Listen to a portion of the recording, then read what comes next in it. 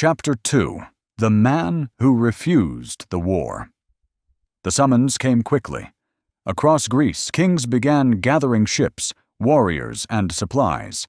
Messengers traveled from kingdom to kingdom, calling in old promises. Soon they would come to Ithaca. Odysseus understood what many of them did not. Wars were easy to start. They were much harder to finish. Men spoke confidently about victory. Odysseus saw years of uncertainty. He saw ships vanishing beyond the horizon. He saw kingdoms left in the hands of others. He saw fathers leaving children who would be grown before they returned, if they returned at all. For the first time in his life, he did not want the challenge waiting ahead. He wanted what he already had: a kingdom, a wife, a son, a home. So Odysseus searched for a way out, not through strength, not through argument, through deception. When the envoys arrived at Ithaca, they found their king behaving like a madman. Odysseus wandered his fields behind a plow.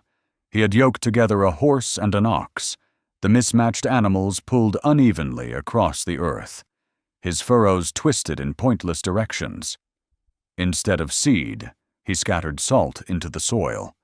Nothing about it made sense. A king preparing for war would not waste his fields this way. A sane man would not waste them at all. Some believed what they saw. Palamedes did not. He watched carefully. The mistakes felt deliberate, too deliberate. Every foolish act seemed chosen. Every movement seemed performed. Palamedes began to suspect that the king of Ithaca was not mad. He was pretending. The next day, he decided to prove it. Odysseus guided the plow through the field once more. The blade cut through the dirt. The horse pulled ahead. The ox struggled to keep pace. Then Palamedes stepped forward. In his arms was Telemachus. Without warning, he laid the child directly in the path of the plow. The field went silent. The animals continued forward. The plow moved closer.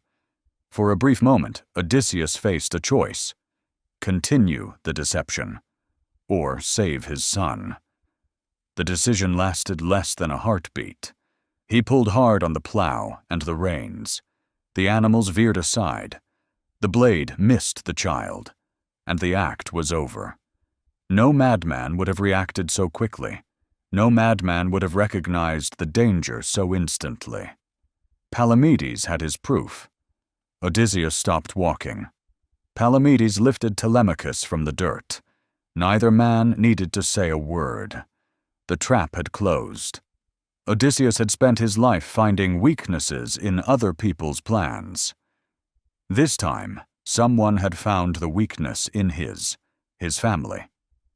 Soon the preparations for war began. Ships were loaded with supplies. Weapons were inspected. Warriors gathered along the shores of Ithaca. Odysseus oversaw every detail. If he was being forced into this war, he would not enter it blindly.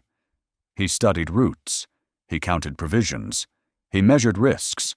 He prepared for problems before they arrived. It was what he had always done. But planning could not solve everything. When the day of departure came, the ships waited in the harbor, and Ithaca stood behind them. The kingdom he had fought so hard to build. The home he had never wanted to leave. The war had not begun, yet it had already taken something from him. As the sails caught the wind and the coastline slowly receded behind him, Odysseus understood a truth he did not like.